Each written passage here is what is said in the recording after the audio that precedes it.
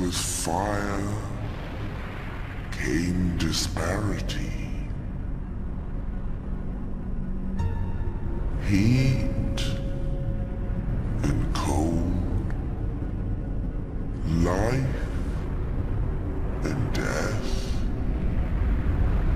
and of course, light and dark.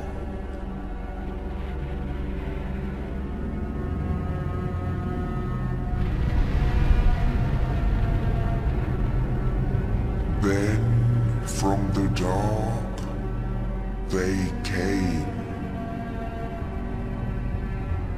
and found the souls of lords within the flame.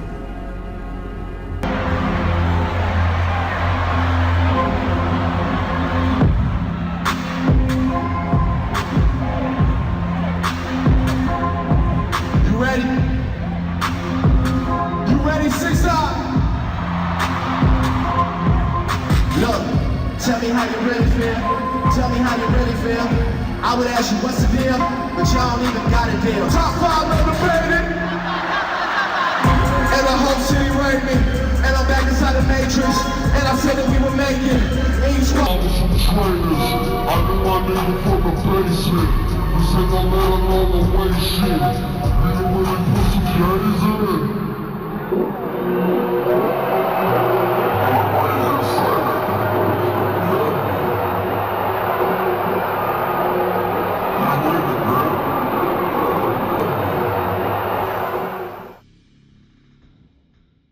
The rapper Drake is a huge commodity in the Western industry, a hot pocket full of creamy joy, encrusted with a musical history that dates back to his uncle, Larry Graham Jr.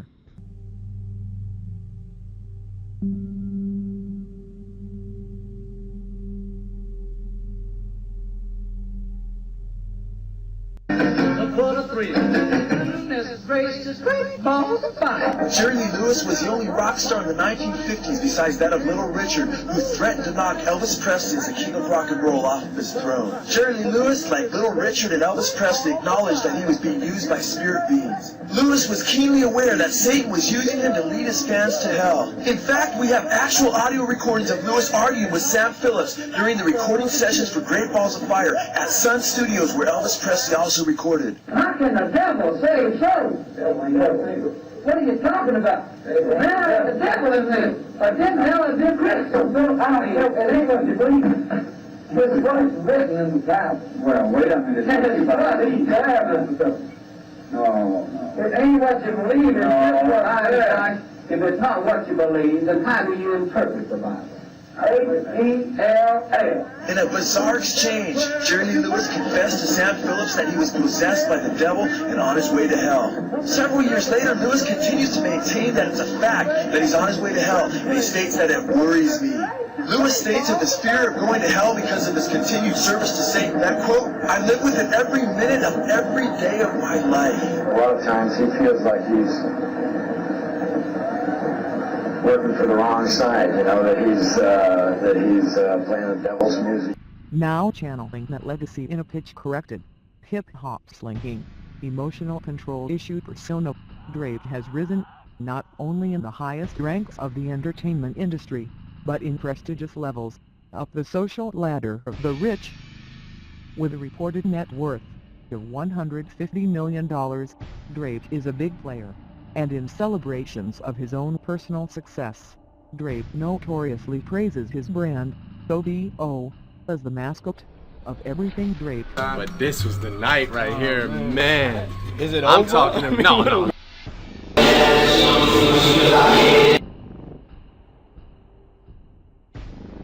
OBO stands for October's very own, a brand founded by Canadian fashion enthusiast Oliver L. Caddick, who incorporated Drake into the brand after several liaisons provided by Gavin Shepherd, CEO of Remix Project Charity, the organization that helped start up the OBO government-funded festival.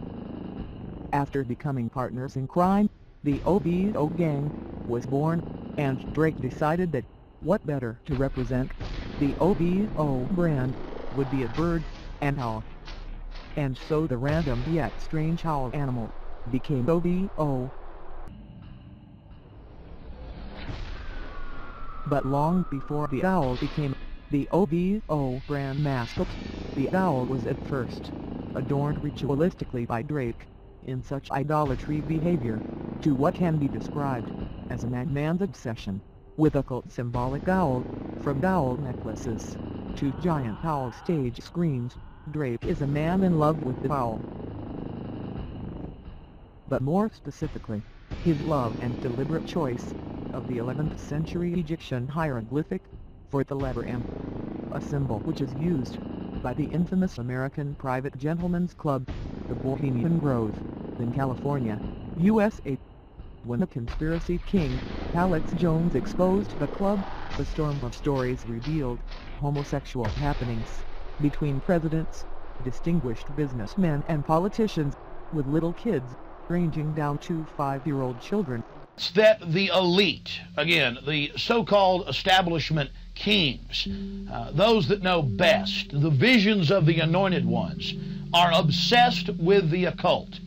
From presidents to governors to the heads of industry, obsessed with their astrologers making national policy decisions upon their recommendations, spiritual guides, shamans in the White House.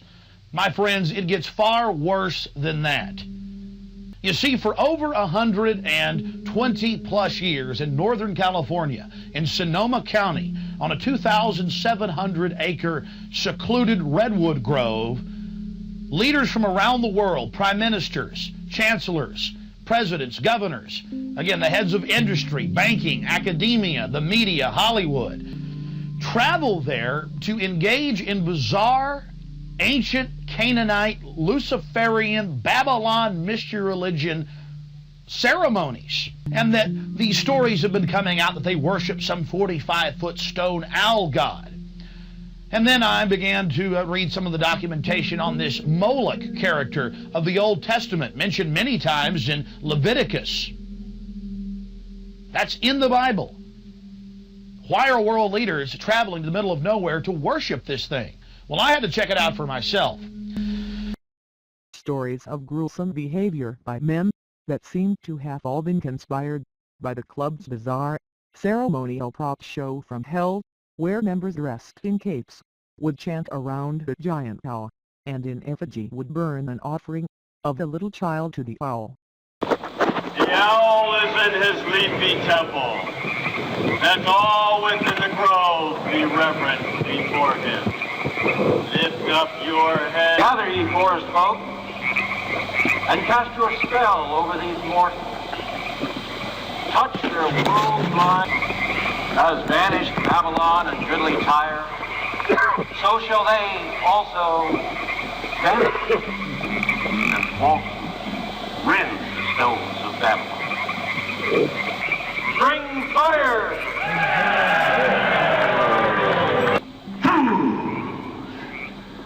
When will ye learn that me ye cannot slay?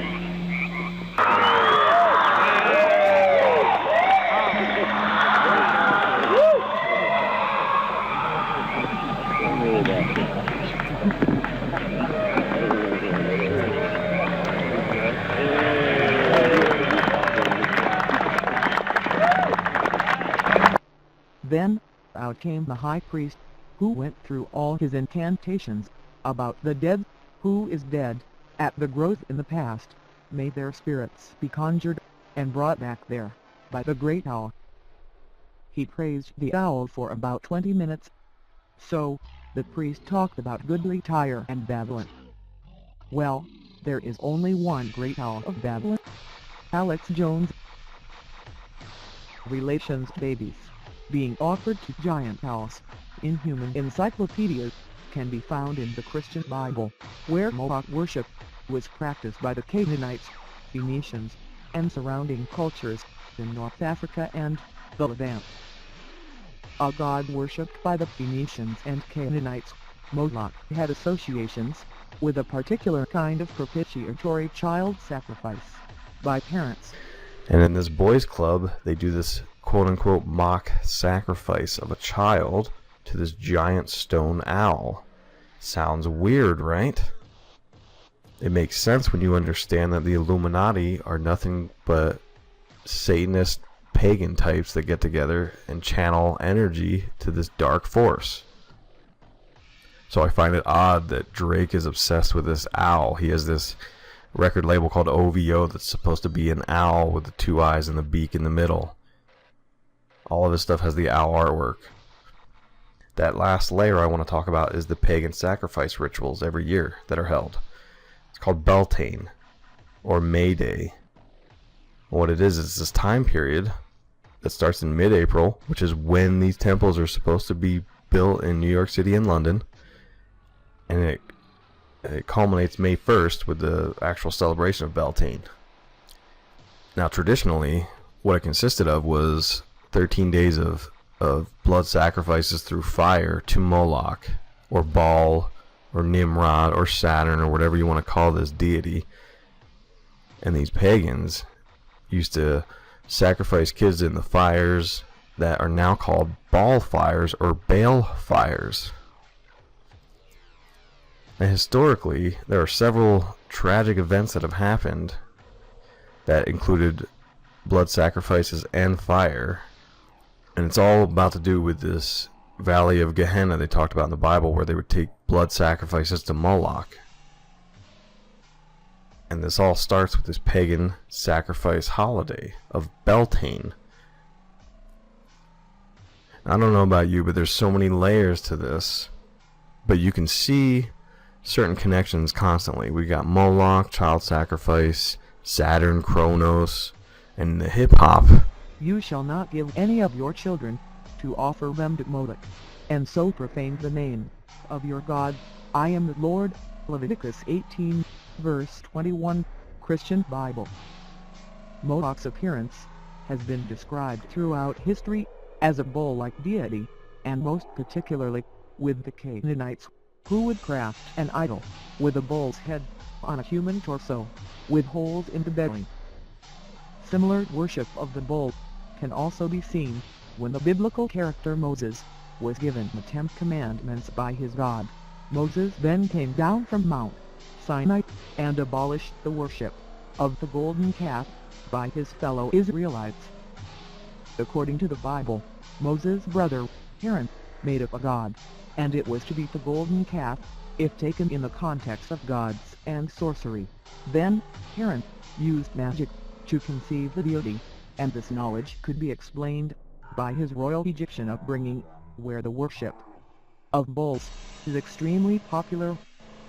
Alternatively, in the Quran, a man named Samiri made the Israelites to believe that the golden calf was the god of Moses. The name Samiri, in relation to Moses, is only seen again in the Baha'i faith, where Samiri is a magician that leads people away from knowledge and justice. Why wasn't Aaron punished for making the golden calf?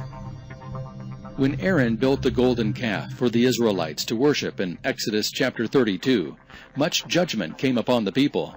Yet Aaron went on to serve as high priest. It hardly seems fair that he should escape punishment. He was the one who made the idol, after all, while the others were judged. There are two possible responses. First, one could make a strong case that Aaron was punished for making the golden calf.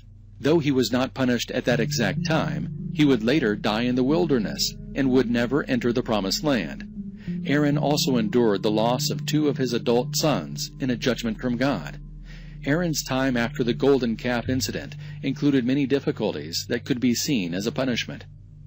A second response is that God did not punish Aaron concerning the golden calf, because he had already been chosen as high priest of Israel. In the Baal worship of the ancient Near East, which was a Canaanite fertility cult, once again a calf becomes a picture of their God, who they confuse with Yahweh.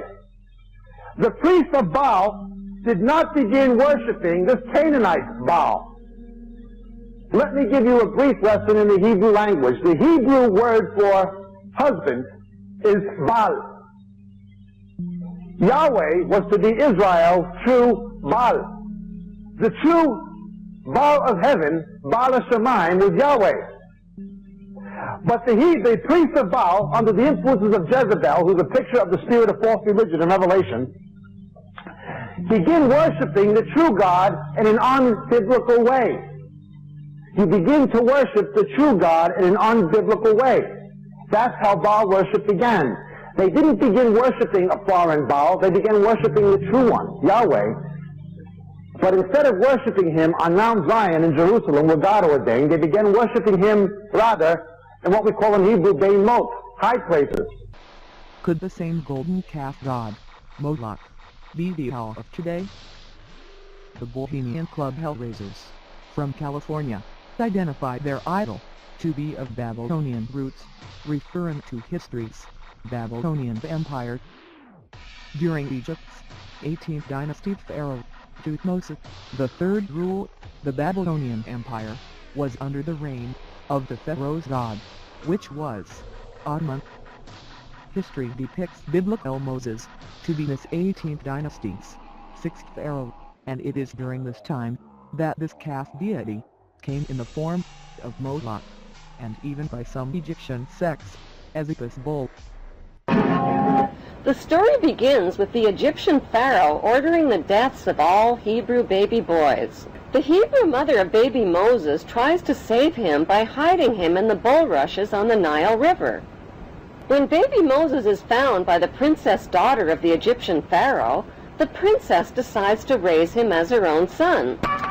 Moses now has two mothers, a royal Egyptian princess mother and a non-royal Hebrew mother who hides her identity as Moses' Hebrew mother, gets a job as a servant at the palace, and helps the princess raise Moses.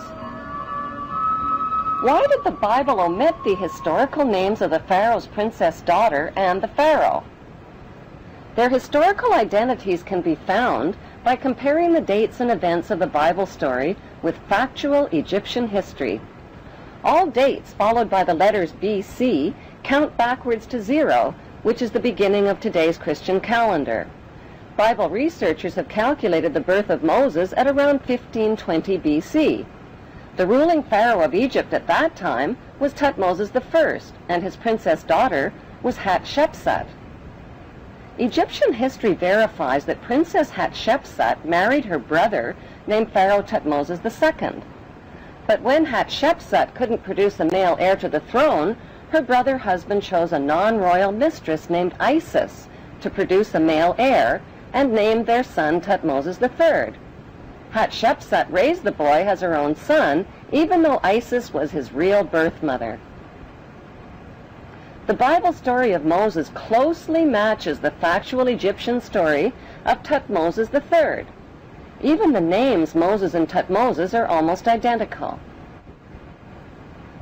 In the Bible story, Moses gives up his big chance to be the richest, most powerful ruler in the ancient world to become a lowly, poverty-stricken Hebrew laborer. But wouldn't becoming ruler of Egypt and Canaan have been the most intelligent way to help his fellow Hebrews? The historical facts show that's exactly what Thutmose III did. Once he grew up to become Pharaoh of Egypt, Thutmose III organized military campaigns with his mighty armies and chariots and defeated the enemies of the Hebrew Hyksos who had settled in Canaan.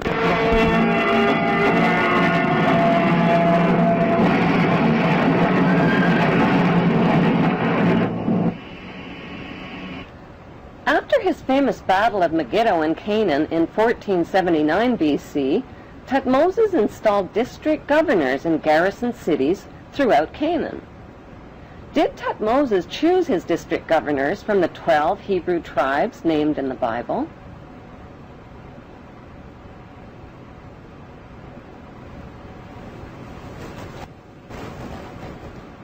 Is it just a coincidence that today's Temple of Isis, located on the Isle of Philae in Egypt, has the same name as Thutmose's mother?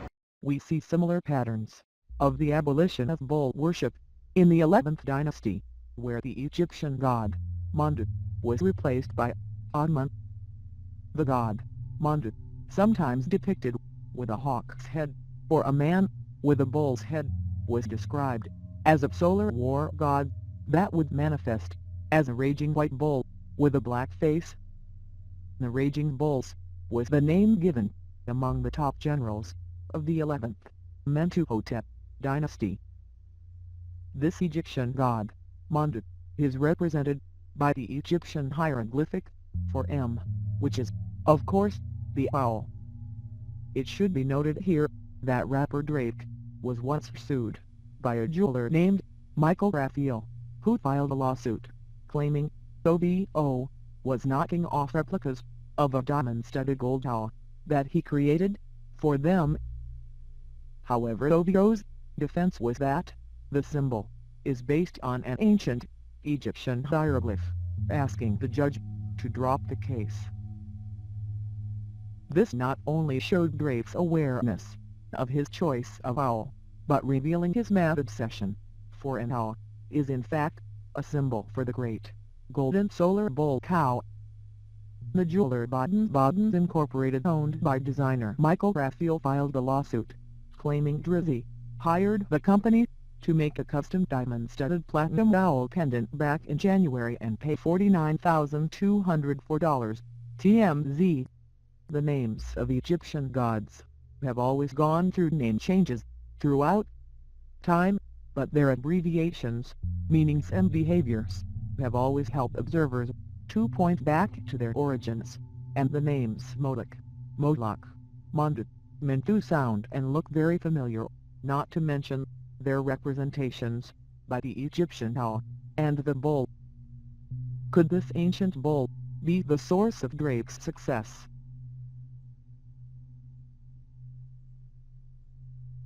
Apis was also a bull god, which was worshipped for over centuries when Memphis was capital of Egypt in the Old Kingdom. Apis the bull has similar demands, rewards and attributes as Moloch. Not only is Apis colored white, with a black upside-down triangle on its forehead, this is similar color figuration to Moloch as a bull, but Apis was given offerings for rewards of long harvests. He was a protector of the dead and a war god. Apis worship was around during the 18th dynasty in neighboring cities of Egypt, such as Thebes. This could see Moloch as a variation of Apis taken by Canaanites, perhaps to hide its origin, and practice the worship of the bull deity, as the worship of the Apis bull goes back to the 2nd dynasty, where Apis was such an adored god that bulls were chosen to represent Apis, and once a bull would die, they would mummify the bull in its own sarcophagus and mourn for 70 days. The history of Apis is so profound that it even was described as being born of a virgin cow. The worship of Apis was so prevalent that even after Amon was appointed as the new god in the 11th and 12th dynasty, at some point, the 18th dynasty picked up on the worship again, to where the last known Apis cow burial was found during the 18th dynasty, done by Thutmose I. It was during the 2nd dynasty that the pharaoh Paul-K-Chose was said to have introduced Apis worship, which remained the main god of worship in the capital Memphis for 6 centuries. Paul-K-Chose believed that Apis was the manifestation of the god Ptah, the creation god, that is known to have created itself through thought, and it soon became one of the 5 main gods of Egypt. Ptah origins come from the controversial first pharaoh of the 1st dynasty, Menes, who was said to have made up a new god in honor of his establishment in Egypt, when he built the capital city, Memphis. The god was to be named Ptah, which was to signify self-creation, and creator of all other gods and a great craftsman. This move was said to be political, financial and for religious reasons. Ptah was depicted as an intelligent god that was green-skinned, and was pushed as a god that was superior to all the others. Ptah was known as the great craftsman that created the floor of heaven and the roof of the sky. He was also known as the Lord of Truth. These attributes of a self-creator, self-god, craftsmanship, all-knowing, holder of light and truth, are very similar to the Freemasons' theology and that of the Black Magicians, Lucifer. However, Ptah may not just be a mad pharaoh's conjured-up fantasy, as Ptah worship goes back to Sumerian mythology, dating before Egyptian, where Ptah was known as Ben-K, from the Anunnaki, alien race, a god that created the humankind with the blood of the god King Gu. Humans were to be the servants of the gods, in keeping creation working, and in some myths, made to mine gold. Beginning circa 18,420 BCE, Ptah became the first king of Egypt, and was known as the creator god, a very great god, who came forth in the earliest times. He undertook great works of land reclamation and diking, thus explaining Egypt's nickname, the Raised Land. Ptah, also known as NK, was a god of heaven and earth and considered to be a great engineer. The name Ptah has no meaning in Egyptian, but in Semitic, it means he who fashioned things by carving and opening up. Could it be that Drake's golden bull god be the representation of the engineer of all humankind, an alien god from planet Nibiru, of the Anunnaki? As we return back to Aubrey Drake Graham, we will end on his current faith. We should be reminded that his religion is that of Judaism, and as a practicing Jew, the Old Testament, the Torah, is his life and blood, that he must read every day, as it gives him breath. In Judaism religion, the central texts are derived from the Babylonian Talmud, a collection of historic writings from sages, that teaches the hopeful, soon-to-be rabbi, about passing over his children into the fire of Moloch. Mishnah: he who gives of his seed to Moloch incurs no punishment, unless he delivers it to Moloch, and causes it to pass through the fire. If he gave it to Moloch, but did not cause it to pass through the fire, or the reverse, he incurs no penalty, unless he does both. Babylonian Talmud. Drake is a practicing Jew. There is no doubt he is part of the Cabal, and he practices his Luciferian black magic right in front of your face. And what's worse is that after he is done with you, he goes behind closed doors and does more things unimaginable, all in the name of empowering his demonic god. Does Drake throw children and dead babies into a giant fire? Does Drake decide the future of our generation and their generations to come? Is Drake being used to channel darkness into our world? Or is Drake just better than you?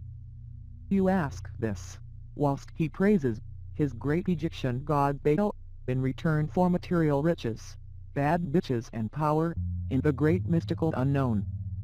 Do you believe that Drake is on another level physically, mentally, and spiritually?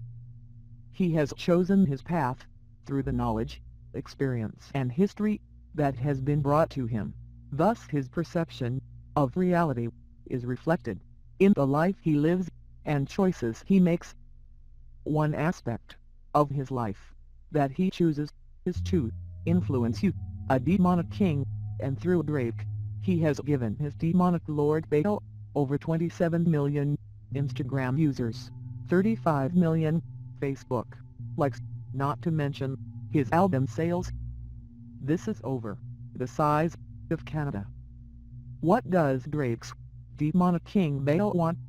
Yo, so let's talk about you being Jewish real quick. Let's do that. Because a lot of people think that, like, Asher's Jewish. Right. He's not. His dad's Jewish. He doesn't really identify. All loves to Jews, but he's not Jewish. Yeah. You, on the other hand... But he wasn't there. He didn't read his portion, first of all. You didn't have a bar mitzvah. Come on. Are you serious? You had a... Hold on, ladies and gentlemen. Just tell... You don't understand how big you're about to be in the Jew world right now. You don't understand how big Yo, First of all, I live in an all-Jewish area. So where is that? Forest Hill. Okay. I went to a predominantly Jewish school growing up. I definitely had a bar mitzvah in an Italian restaurant, mind you. My lord. Yeah. A nice Italian restaurant? A very nice Okay. Italian restaurant. The song of the night was Backstreet Boys, I Want It That Way. You are younger than me. Yeah. I forget about that. Yeah, man. I was in there. I was in synagogue. I had my yarmulke. Hebrew school, the whole nine? You did? No Hebrew school? I cheated. I didn't really. So you just did that? No. Your parents are nice. Yeah. So they let you do the bar mitzvah without. So your mom's Jewish. My mother is Jewish, and you know we have great Jewish dinners like Rosh Hashanah and Yom Kippur. First text message you ever sent me. Good Shabbos. Yep, good Shabbos. He kept it real. Yep. Have you gotten approached yet by like the Jewish media yet? No, I haven't gotten approached by the Jewish media, but somebody today, who I won't mention, was like, you know how big you're gonna be? And I was like, wait, was that me 5 minutes ago? I remember saying that. Somebody's like, you know how big you're gonna be? And it's like, this has never happened before. It's like every Jew is going to just like really embrace. Well, here's the thing. There are Jews like my dad who like cling to like the biggest reaches. Yeah. Like, you know who's Jewish? Matt Damon. I'm like, no, he's not, Dad. He's definitely not Jewish. And like people reach, and the fact that you actually identify, that's gonna be like, that's gonna be big. Yeah, it's gonna be pretty. You're doing something that I could never do. You're being black and Jewish, man. And I'm black, y'all, and I'm black, y'all, and I'm blacker than black, and I'm black, y'all. You're being black and Jewish, man. I'm blickety black, blacker than black, black. You're being black and Jewish, man. I'm blacker than black, yo, because I'm black and I'm black. It's never gonna. No, I've tried. Chevy Chase Elementary School and Wesley Middle School. I tried my hardest, but at the end of the day, I'm here wearing shorts in cold weather and long sleeves. You know what I'm saying? It's all good. So in all seriousness, though, like, is this a little crazy? Yeah, no, it's beyond a little crazy, you know. But the key is to keep my composure and just know that at the end of the day, these are all human beings. These are all human beings. These are all human beings. These are all human beings. These are all human beings. These are all human beings. These are all human beings. And they are all here for a positive reason, which is to see a good show. And it's on me to give it to them. If I don't, then I'm the worst artist of all